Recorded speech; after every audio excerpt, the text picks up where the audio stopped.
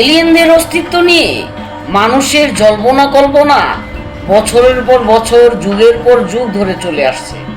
এবার সেই জল্পনা কল্পনা একটি নতুন দিকে মোড় নিয়েছে। 1947 সালের নিউ মেক্সিকোর রসওয়েল ঘটনাটি এই তালিকায় সবচেয়ে উপরে রয়েছে, যেখানে একটি উড়ন্ত চাকতি বিধ্বস্ত হওয়ার খবর ছড়িয়ে পড়েছিল।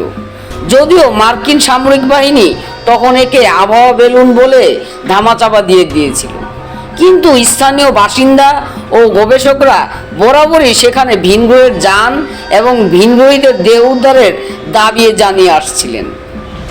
এই একটি ঘটনা বিশ্বজুড়ে এলিয়েন সংস্কৃতি ও সরকারি গোপনীয়তার প্রতি মানুষের অবিশ্বাসকে বহুগুণ বাড়িয়ে দিয়েছিল।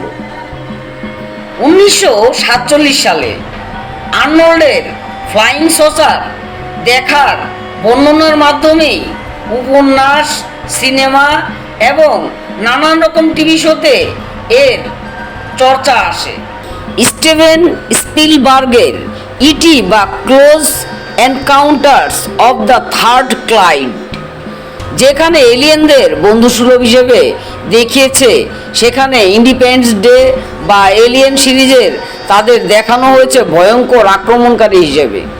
এই কাল্পনিক চিত্রগুলো মানুষের মনে এলিয়েন সম্পর্কে এক রহস্যময় ভাবমূর্তি তৈরি করেছে। সত্যিই কি এলিয়েন পৃথিবীতে এসেছিল? না, সব কিছুই সাজানো গল্প। আপনাদের সঙ্গে আবার দেখা হবে আগামী পর্বে নতুন কোনো ঘটনা নিয়ে। সেই পর্যন্ত সবাই ভালো থাকবেন, সুস্থ থাকবেন। আল্লাহ হাফেজ।